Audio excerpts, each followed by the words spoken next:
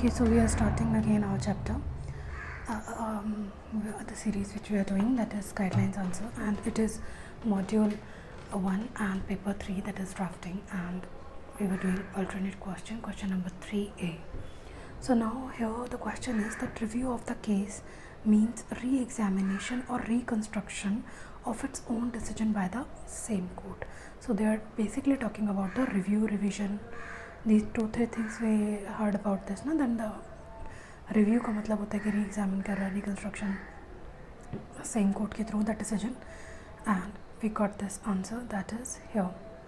So we need to mention review, about review in this answer, that what review is all about. So let's read it. That review means re-examination or reconstruction of its own decision by the very same court, means that is the same court. An application for review may be initiated by invoking the doctrine, that is actus currens, namely that is not necessary, but we can say that application for review can be initiated. Here, an act of court shall produce nomen.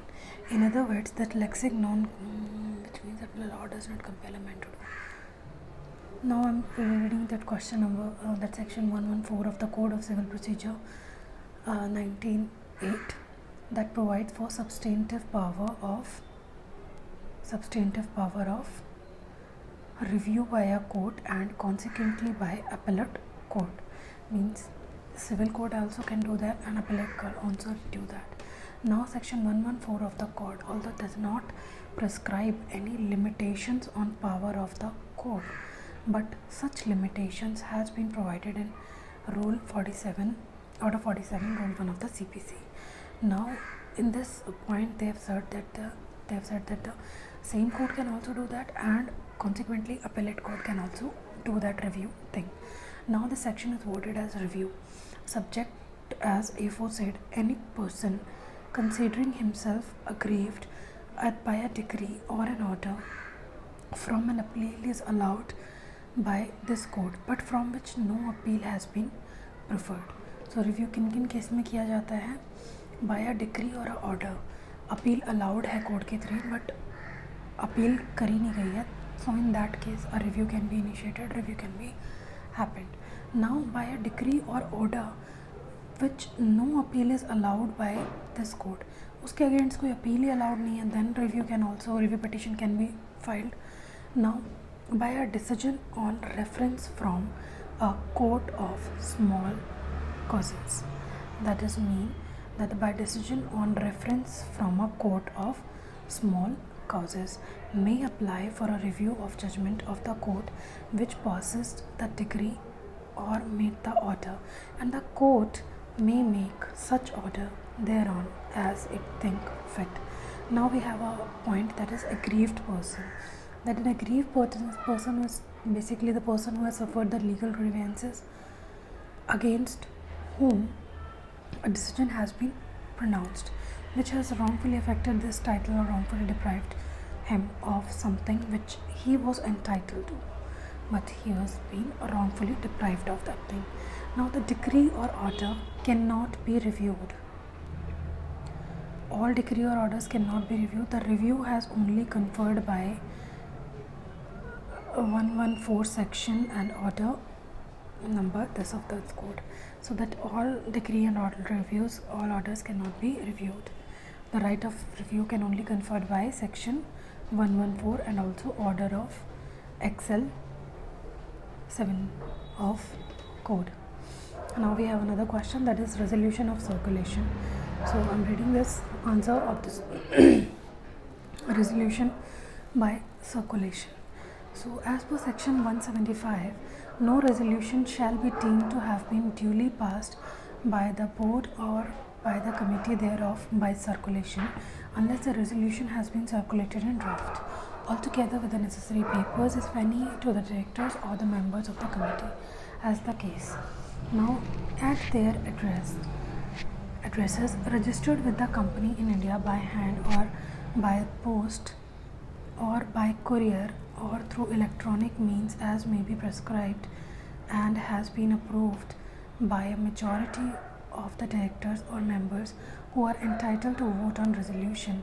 A resolution in draft may be circulated to the directors together with the necessary papers for seeking their approval by electronic means, which may include email or fax.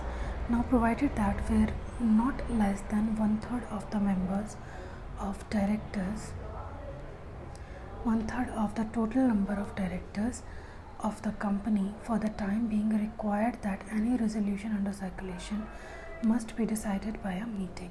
The chairperson shall put the resolution to be decided at the meeting of the board. Now, section 175 also deals with that the resolution that has been that is resolution under section 175 subsection 1 shall be subsequent to the meeting of the board committee thereof, as the case may be, and part of the minute of such meeting. Now we need to learn about the arbitration clause. I think we need to read the answer of this question first.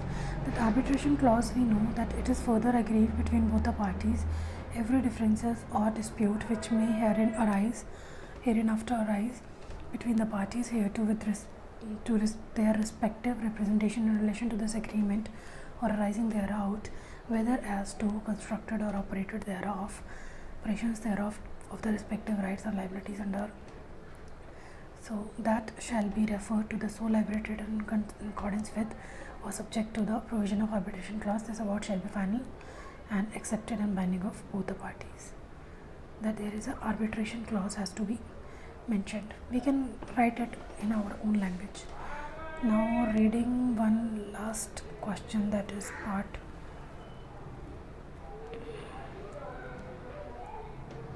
here. Drafting of arbitration clauses has happened. Now there is a question, that is entrenchment provision under memorandum and articles of the company. What is this entrenchment provision?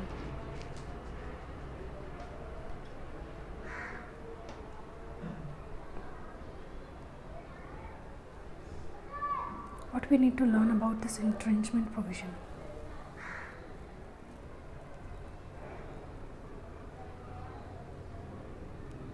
That is, they have mentioned that section 5 subsection 3 of the Companies Act contains the provision for entrenchment. That is, the article may contain provision for entrenchment to the effect that specified provisions of the articles may be altered only if conditions or procedures that are more restrictive than those applicable in the case of a special resolution are met or complied with. Now, the Companies Act 2013 recognize an interesting concept of entrenchment. Essentially, the entrenchment provision allows for certain clauses in articles to be amended. Means section Companies Act recognize an interesting concept of entrenchment.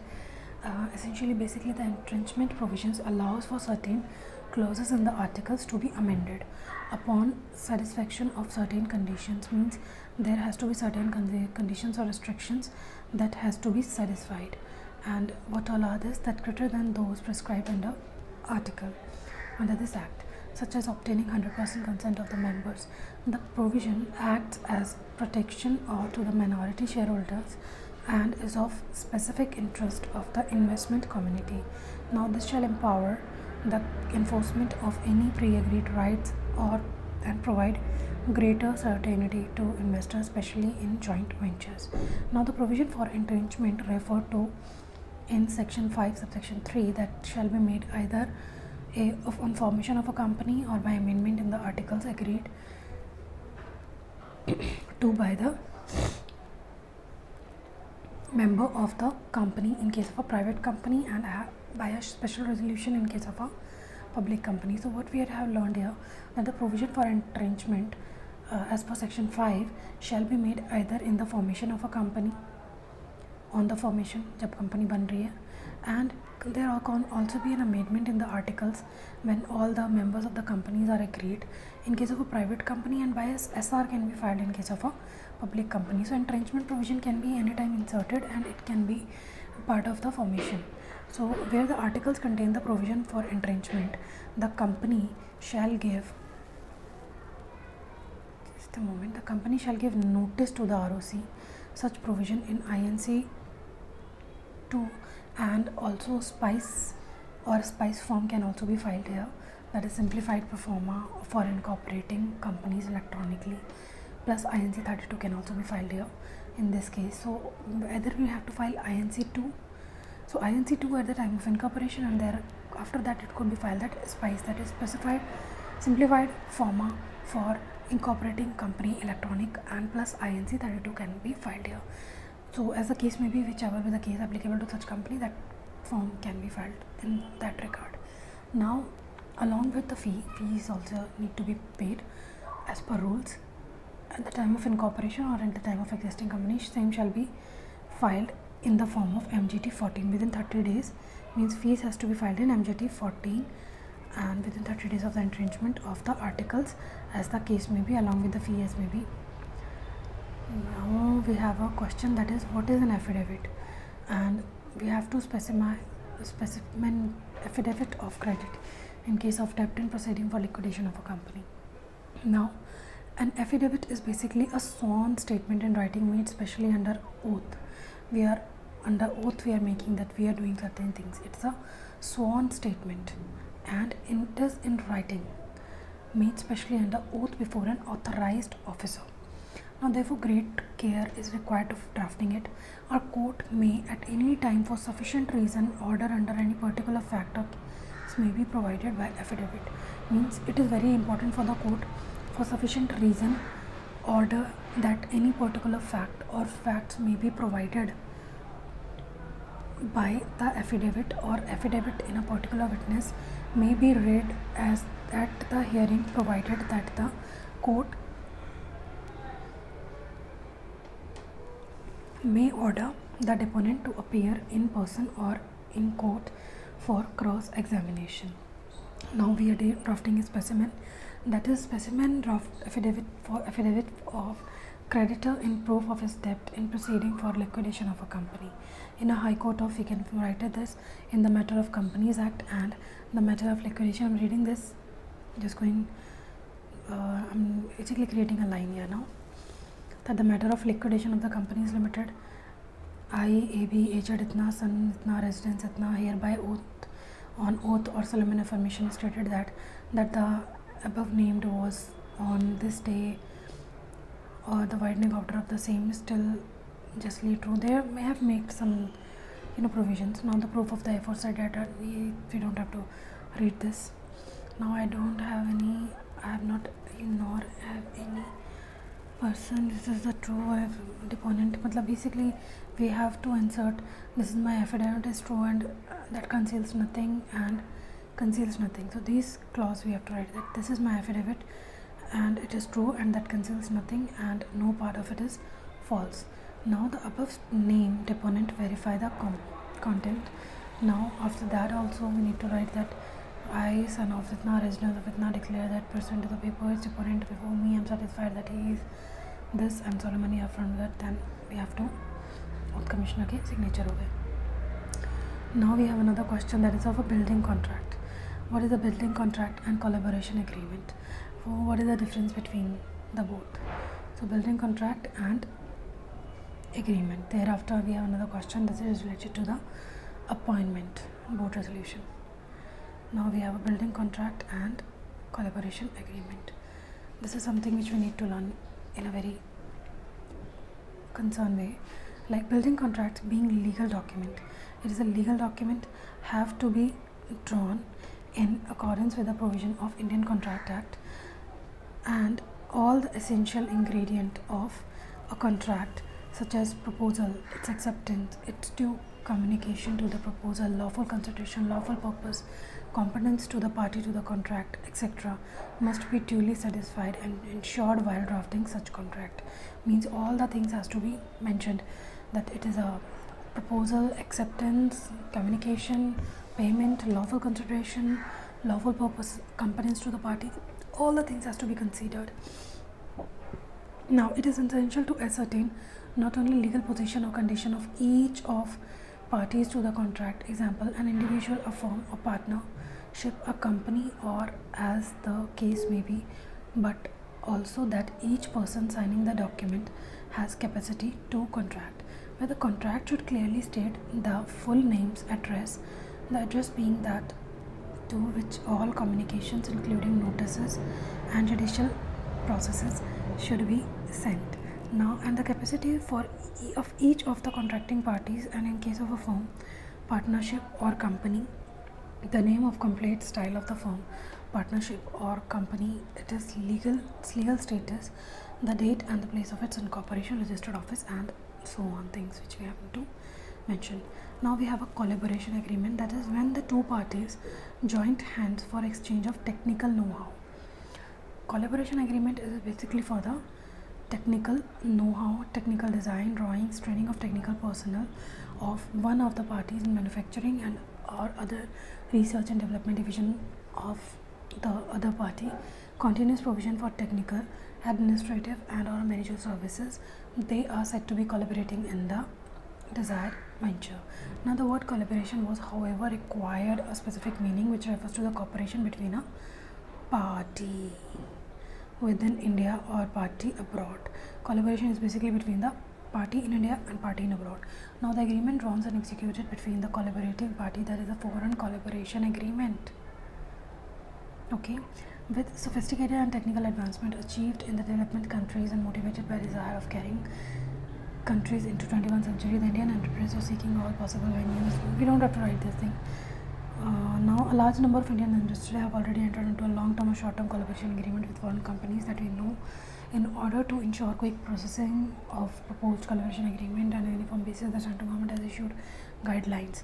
Now this is the only important thing, that the central government has issued guidelines for prospecting collaborators so that they submit proposal in accordance with their guidelines. Now it is basically the question that is for resolution of the company, that is for appointment of person. Now proposed Mr. M, second by Itna. The following resolution has been proposed and rescinded and seconded respectively by the aforementioned was put as a vote of the ordinary resolution. Okay, resolved that the pursuant to the provision of section 149, 150, 152 or any applicable provision of the Companies Act, the rule made thereunder with Schedule 4 of the Companies Act, approval of the company be and is hereby accorded with the appointment of Ripudaman Singh Din Number Itna as an independent director of the company and to hold the office of the period for 3 years up to that and that the virtue of section 3 of the 149 of the Companies Act and shall be liable to retire by rotation. And the chairman inquired from the members present if there were any clarification required on the same. Second, none. Since none of the member required for any clarification, the ordinary resolution was put to vote. This is important कि भाई chairman ने clarification के लिए डर का एक second chairman inquired from the members present if there is any clarification required on the same. Since none of the member required any clarification, the ordinary resolution was put to vote and show of hands declared carried out by the requisite majority. And vote of thanks, there being no other business to transact, the meeting closed with a vote of thanks to the chair. Now alternative answers what could be the of this question, that is the relevant extract of the meeting board Mr. Rudraks. The following resolution has been proposed and seconded respectively by the aforementioned was put to vote as an ordinary resolution. Resolved that the pursuant to the provision of sections 149, 150, 152 and any other applicable provision of the Companies Act and rules made thereunder, read with Schedule 4 of the Companies Act, approval of the company be and is hereby accorded for appointment of Mr. Haripudaman Singh Din Number as an independent director to hold office for the period of 3 years up to we can mention the year now, and that is by virtue of section 3 of the section 49 of the Companies Act, and he shall not be liable